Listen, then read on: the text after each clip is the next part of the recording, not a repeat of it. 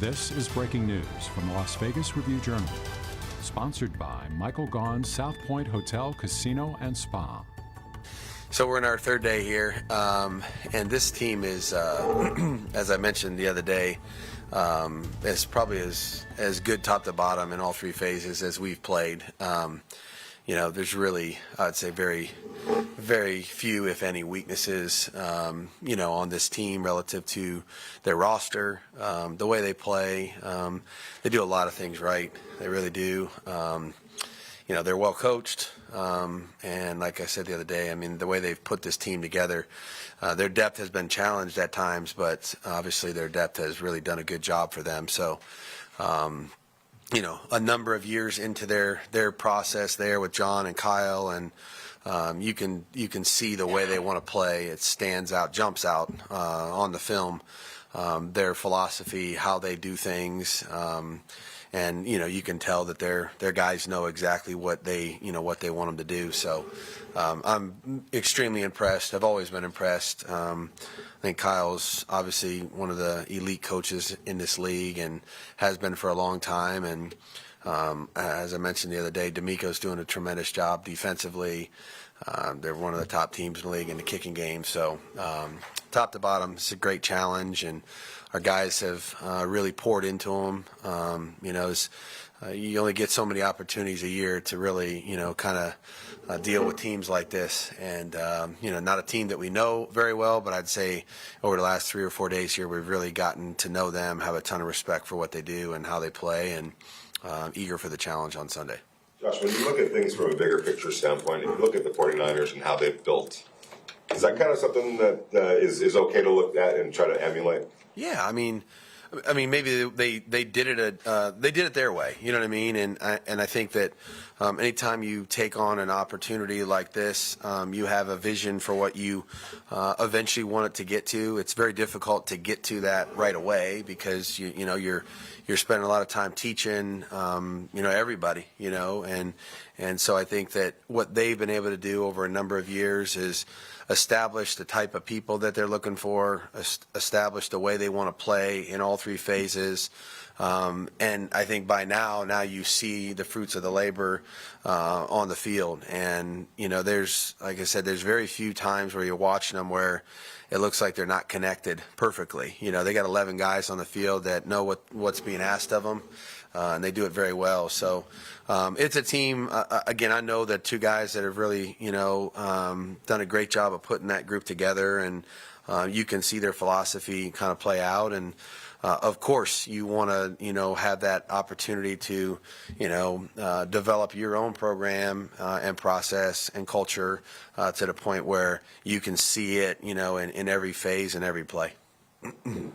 Last time you were in here, you obviously made a pretty major announcement. How did you feel the team kind of responded the last couple of days? Yeah, the way that they've responded to everything all year, they're mature. I think we have a high character group, and again, we've said it the other day, and nobody, relationships are relationships. The human side of this is real, and so you're allowed to feel however you feel about people, and I think we all have a job to do, and I think they've done a tremendous job this week of preparing each day. Practice has been good. Their energy has been tremendous, and their attitude is great. So that's what I would have expected them to do, and that's what they've done. Josh, you are a relationship guy. It's been kind of known that you're personally going back to really those of us who know your dad, how he is.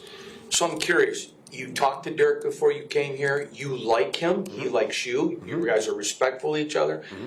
Is making those decisions the worst part about coaching? Probably.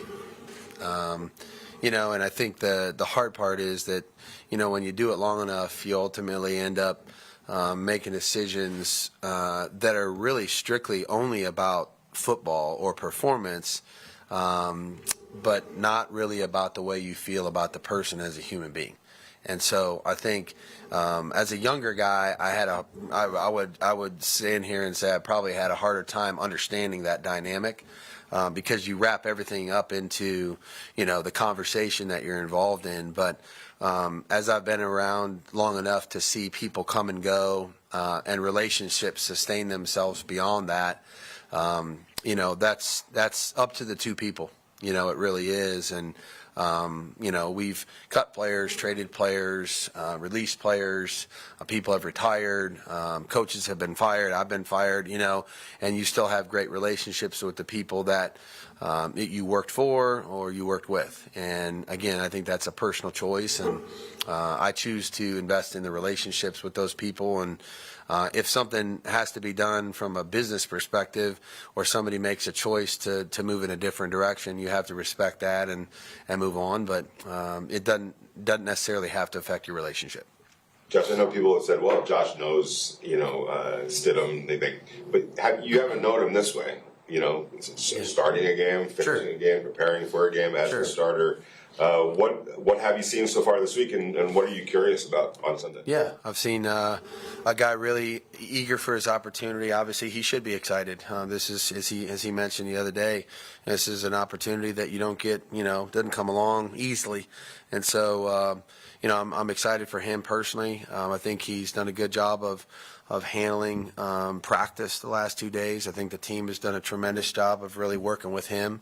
And look, our job is to try to, help him have a productive day and do the things that he needs to do at the quarterback position to help us win. So we're all hard at work at that. Jarrett's definitely hard at work at it. And, I have no delusions of grandeur in terms of like, oh, this is going to be perfect. I mean, this, it wouldn't matter who we were playing with against this defense. It isn't going to be perfect. But, we're going to strive to do the best we can each time out there. And he's put in a great week's work so far. And I'm sure we'll have another good day today. And I know mentally he's ready to go, physically he's ready to go, and maybe have to contain the emotions a little bit for him. But, that part, once you get into the game, you get hit a little bit. Hopefully he'll settle in and play good football. He steps out there with the league's leading rusher behind him, and then the league leader in touchdown receptions next to him. I guess, just despite some of the struggles this year, what kind of standard have Josh and DeMonte set with their performance this year? They've been tremendous individually, but I also think that they would be the first people to tell you that obviously their success is a product of a lot of people helping them do it right. And so, they obviously have earned the accolades they've received this year. I think, those are two good players that you want on your team, you know what I mean? And so for the quarterback, facilitating the ball to those people along with the other guys that are out there with them, I think that's what we'll try to get done. And I know that, those two guys are eager to play, and this is an interesting opportunity for all of us, to really compete against a unit that I think obviously right now ranks as the best in the league. They certainly are playing like it, and it's a great opportunity, great challenge for everybody. Obviously, winning the game is the priority. However, besides winning the game, when you go into this game, what's the biggest trait or the biggest attribute that you want to see from your team moving forward out of this game? I just think they've competed all year, and I think that's really the responsibility of each individual here is to prepare ourselves to win, prepare ourselves to perform the best we can in our job, in our role. We can't do the other person's job or role, but we're going to go out there and compete as hard as we can to win a football game. And again, we know there's some other factors at play relative to the overall outcome of the season and all that, and we can't control those things. So I expect what they've given us all year, which is a hell of a day's work, and they compete their butt off, whether it's practice or in the game. And we'll finish our preparation off here in the next 48 hours and go to the stadium Sunday ready to attack the day. Josh, obviously the game of football is an aggressive game, but San Francisco takes that physicality in special teams. It's really weird when you watch them. Every phase, they're physical. Is that something that you want to see the Raiders become? Yeah, I mean, I think, and we have definitely, I think we've started to establish that in all three phases, but there's no question this team is a physical football team that we're getting ready to play. And that's their philosophy. That's the way they want to play. That's the way they want to win. That's the way they believe in winning and playing. And so, they're aggressive and physical in their coverage units. They do a really good job. Their returners tremendous. And obviously their defensive front and offensive line, they've invested in significantly, over time to get it to where it is. A number of first-round draft picks on the defensive front, and the same thing on the offensive line. So, that it clearly stands out as their style of play.